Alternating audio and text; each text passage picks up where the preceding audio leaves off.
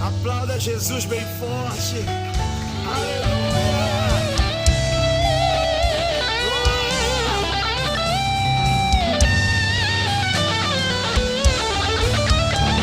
Tu és santo, Senhor. Aleluia. Só quem está na presença, diga glória a Deus. Não, olha para quem está ao seu lado, diga assim: eu estou na presença. Fala aí, tem um tempo de milagre para minha vida. Alguém pode dar glória a Deus aí? Você pode sentar aplaudindo, glorificando o Senhor. Aleluia. Pela manhã nós tivemos um culto muito abençoado, muito forte.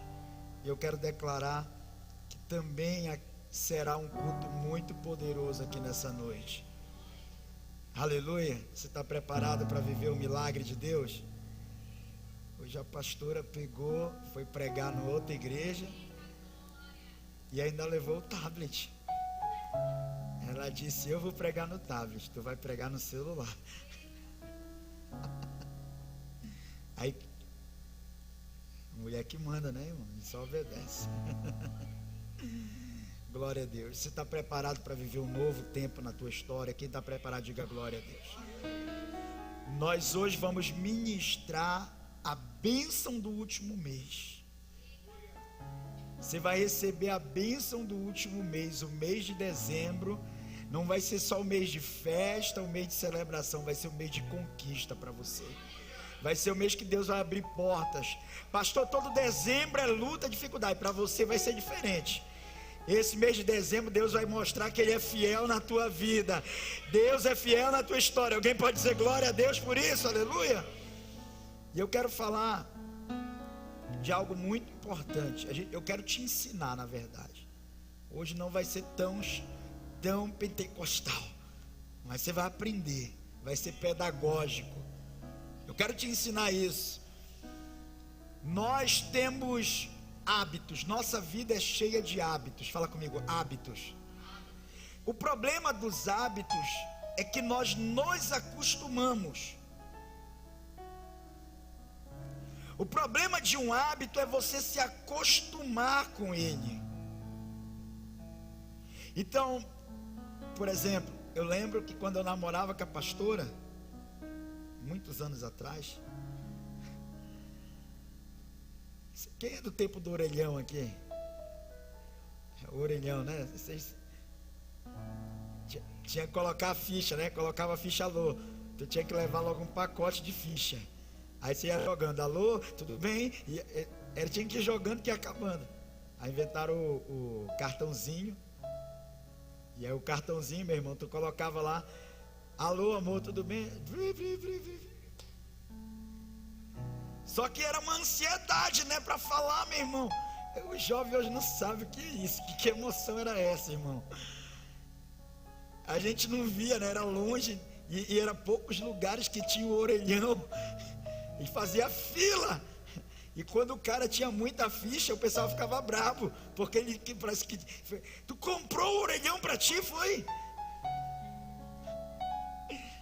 Eu lembro que a gente ia ali onde hoje é ali perto do Ecoposto.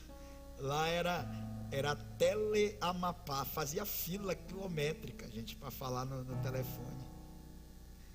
Hoje não, é no WhatsApp e tal. Hoje é só. O jovem nem fala com o telefone aqui no ouvido. Ele só fala com o telefone aqui na frente.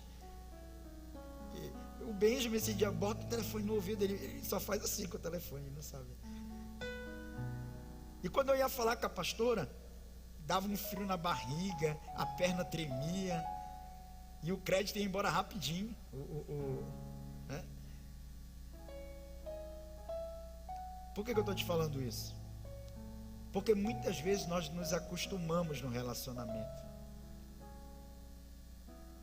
A gente saía para comer, né? Eu lembro quando a gente ia comer hambúrguer, meu irmão, ela comia só um pedacinho, irmão.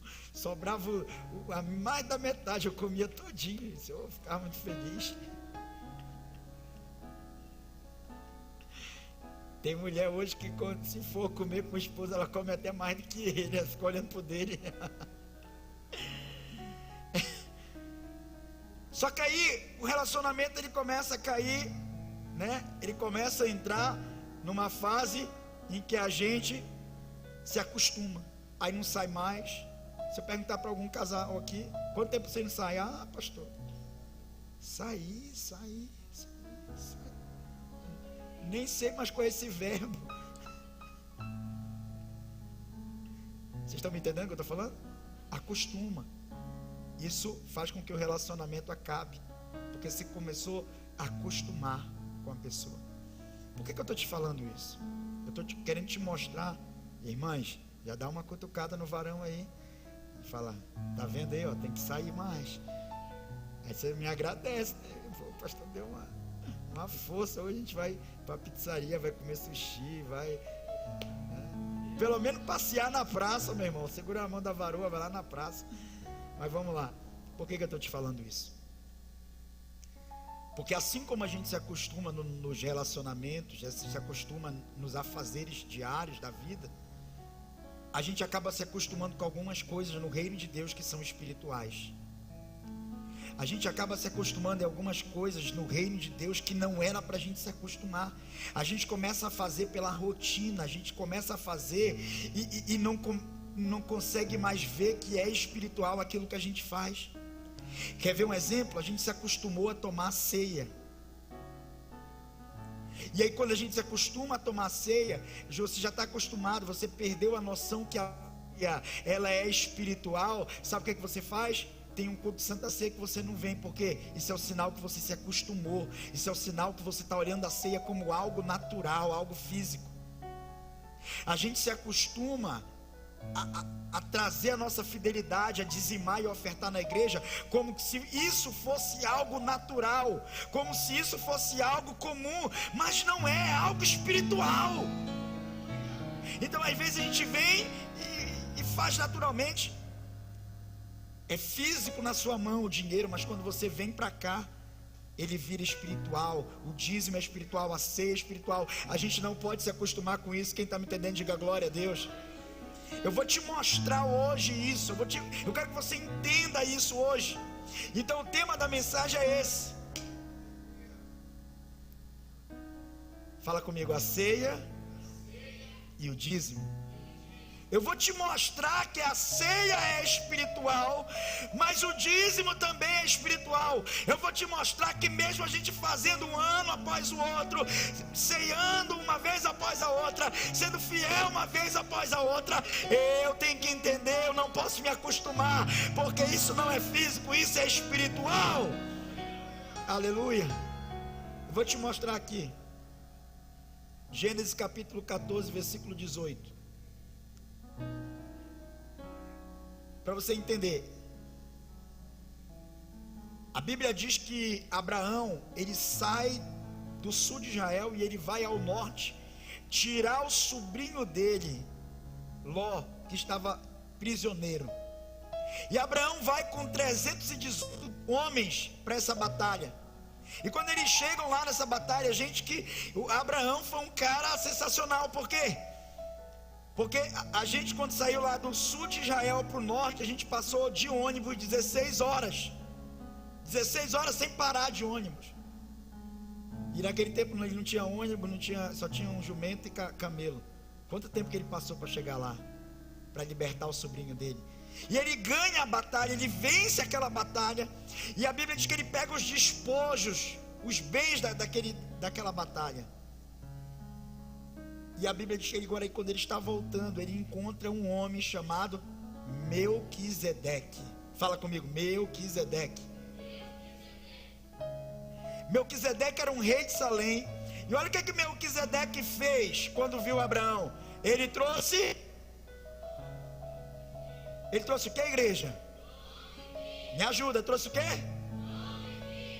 Pão e vinho são os elementos da ceia, da Santa Ceia. Deus vai falar com você. Ele era sacerdote do Deus Altíssimo. Quando ele deu o pão e o vinho, quando ele deu o pão e o vinho para Abraão, a Bíblia diz o seguinte: ele abençoou e disse: Abraão, seja abençoado pelo Deus Altíssimo. Presta atenção, ele dá o pão, dá o vinho, ele dá a ceia para ele, então Abraão é abençoado.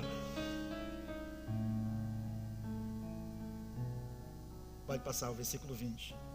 E bendito seja o Deus Altíssimo, que entregou os adversários de vocês nas suas mãos. E Abraão deu a Melquisedeque. Vamos lá, Abraão, fala comigo. Abraão recebeu a ceia e foi abençoado. Agora Abraão deu, entregou o quê? Não, termina a frase. 1, 2, 3.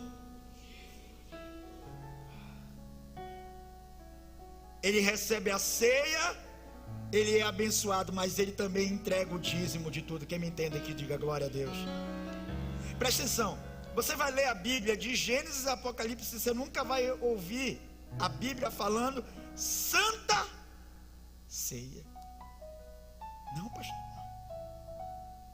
Nunca você vai ler na Bíblia chamando de Santa Ceia. Nós chamamos de Santa Ceia pela reverência, pelo respeito, por aquilo que representa para nós, pela importância que ela tem. Mas a Bíblia chama, Levítico 27:32. A Bíblia não chama a ceia de santa, mas a Bíblia chama o dízimo de santo. Quanto aos dízimos do gado e do rebanho, e de tudo que passar debaixo do bordão do pastor, o dízimo será o que, gente?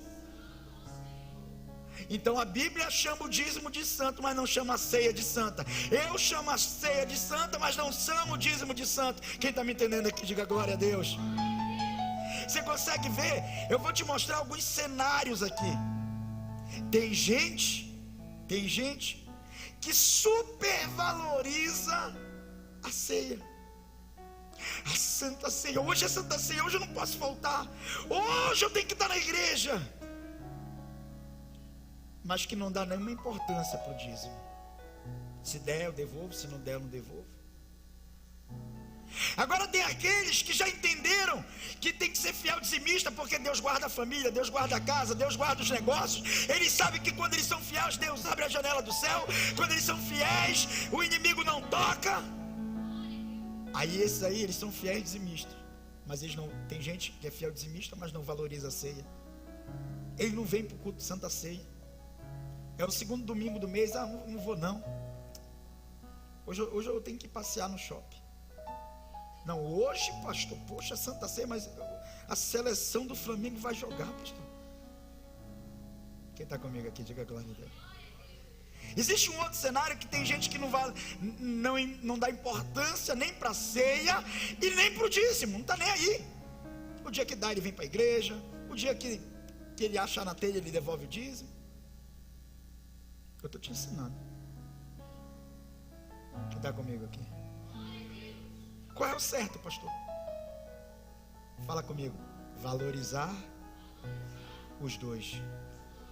Eu tenho que priorizar a Santa Ceia. Eu tenho, no dia de Santa Ceia, eu não, meu irmão, eu posso faltar qualquer culto na igreja, mas Santa Ceia eu não falto. Irmão, eu tenho que acontecer, pode acontecer qualquer coisa, mas a minha fidelidade está no altar. E eu vou te mostrar como eles são semelhantes. Teve um homem, a Bíblia diz que Judas, ele tomou a ceia, mas ele tomou a ceia indignamente. Ele tomou a ceia de forma indigna. Então sim, a Bíblia fala que Judas, depois de tomar a ceia indignamente, ele se matou. Um homem que tomou a ceia indignamente se matou, morreu. E aí a Bíblia diz também de um casal, Ananias e Safira, que tinham feito um voto com Deus, de ser fiel com Deus no dízimo e nas ofertas. E sabe o que aconteceu? Esse casal tentou enganar Deus, tentou enrolar Deus. E quando eles foram lá tentar enrolar Deus, era para dar tanto de dízimo, eles deram só uma parte. Sabe o que aconteceu? Eles também morreram. Então a ceia e o dízimo, elas têm o mesmo peso. Fala para quem está ao seu lado: a ceia e o dízimo têm o mesmo peso.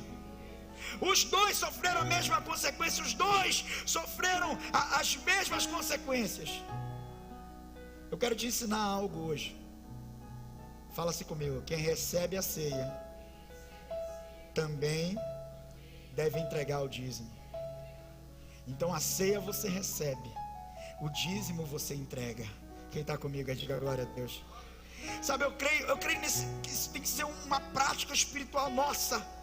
Isso tem que ser uma prática, não uma prática de a gente já virar uma rotina de fazer isso naturalmente, não. E isso tem que ser uma prática espiritual da igreja. Eu tenho que participar da ceia porque ela é espiritual. Eu tenho que ser fiel no dízimo, na oferta, porque é espiritual.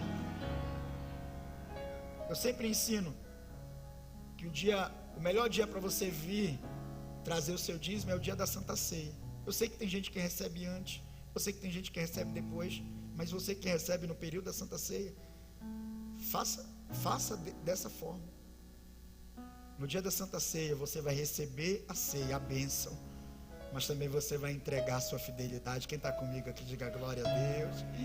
Fala para quem está ao seu lado, a ceia é bênção. Fala assim, a ceia você recebe. Agora fala assim, o dízimo é bênção, mas o dízimo você entrega. A segunda coisa que eu quero te mostrar, a ceia ela traz bênção sobre nossas vidas, mas o dízimo e a oferta também traz bênção. Observa que quando Abraão tomou a ceia, ele foi abençoado. Melquisedeque abençoou ele quando ele tomou a ceia. Mas também a palavra de Deus nos garante, ela diz que quando eu sou fiel, eu entrego meu dízimo e a minha oferta, Ele abre as janelas dos céus e derrama bênção sem medidas. Por quê? Porque a ceia Deus me abençoa, mas quando eu entrego meu dízimo, eu também sou abençoado, aleluia. Eu vou te mostrar um homem chamado Jacó. O pai dele, o avô dele tinha uma aliança com Deus. Ele ainda não tinha essa aliança com Deus, mas um dia ele fez essa aliança com Deus. Põe lá, põe aí para mim, Gênesis 28.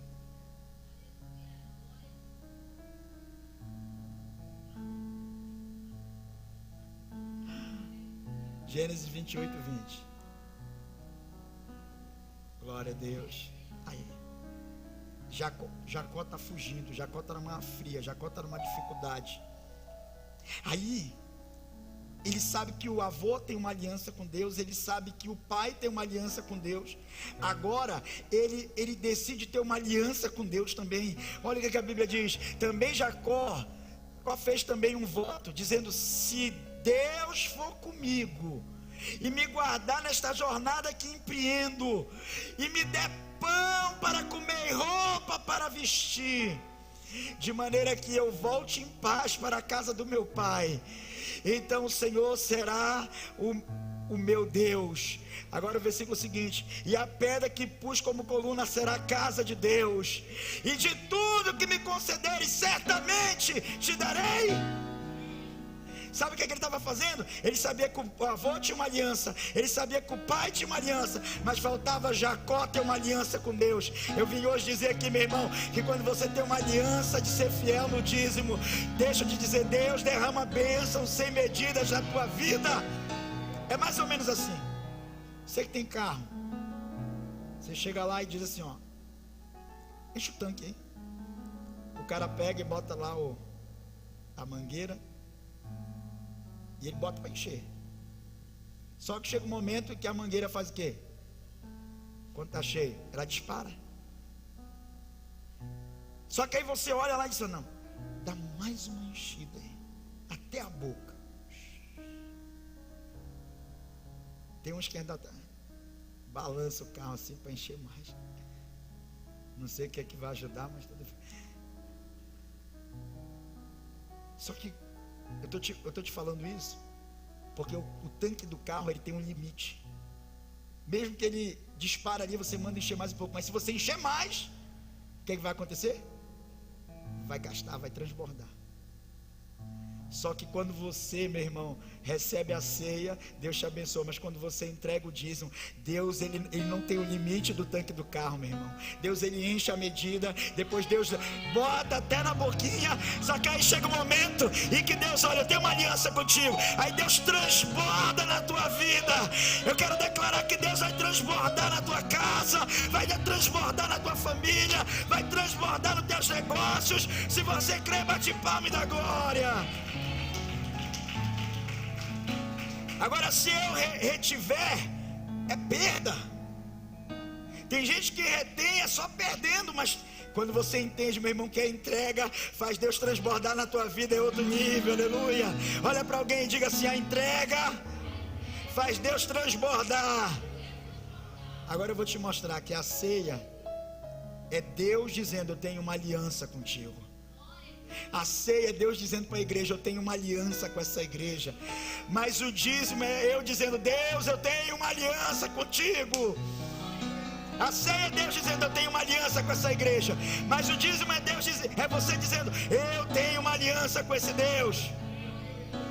Por exemplo, eu tenho essa aliança aqui, mais de 20 anos de casamento. Vou até profetizar aqui, ela vai ficar maior.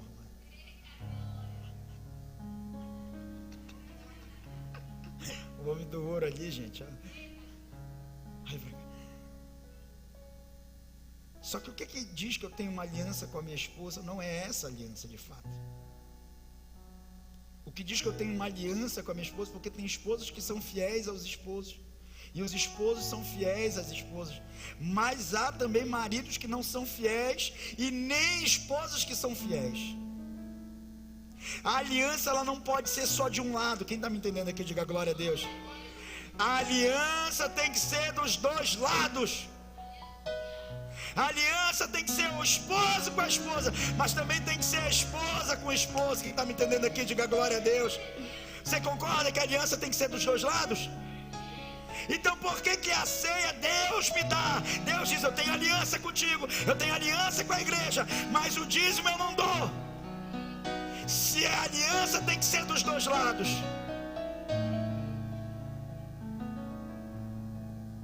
olha para alguém e diga assim: a aliança é dos dois lados. Deus tem uma aliança contigo, mas tem uma aliança com Deus.